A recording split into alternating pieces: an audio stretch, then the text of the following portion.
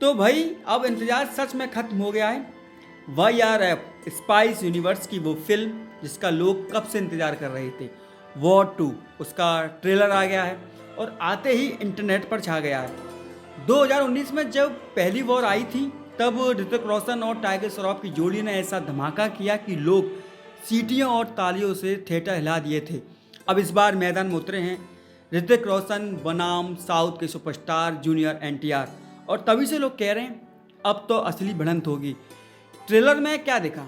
शुरुआत होती है एक ज़बरदस्त एक्शन सीन से, धमाके, कार चेस, गोलीबारी, और फिर एंट्री होती है कबीर की यानी ऋतिक रोशन की।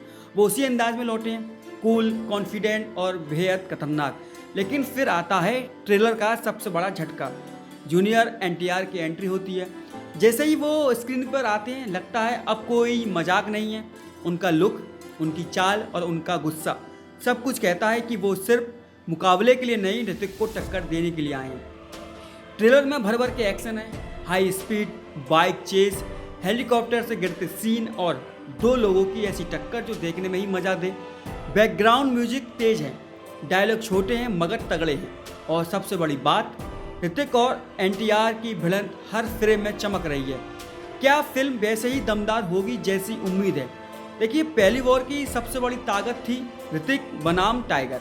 अब इस बार डायरेक्टर ने और भी बड़ा दाव लगाया है। ऋतिक के सामने है जूनियर NTR।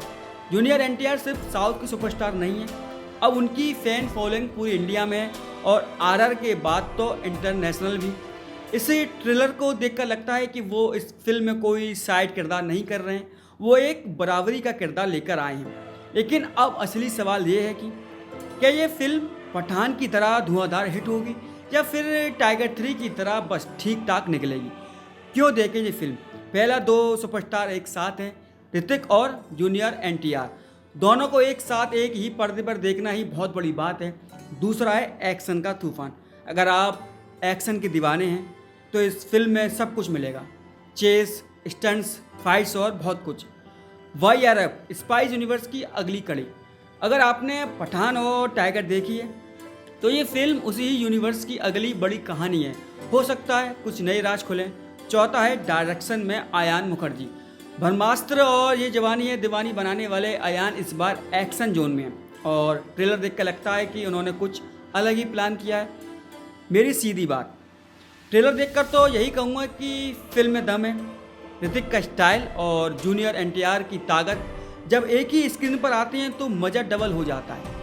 अब बस उम्मीद यही है कि फिल्म की कहानी भी उतनी ही मजबूत निकले, क्योंकि अगर सिर्फ एक्शन हो और कहानी में जान ना हो तो मज़ा अधूरा रह जाता है। लेकिन अभी के लिए मैं तो इस फिल्म को देखने के लिए पूरी तरह से तैयार हूँ।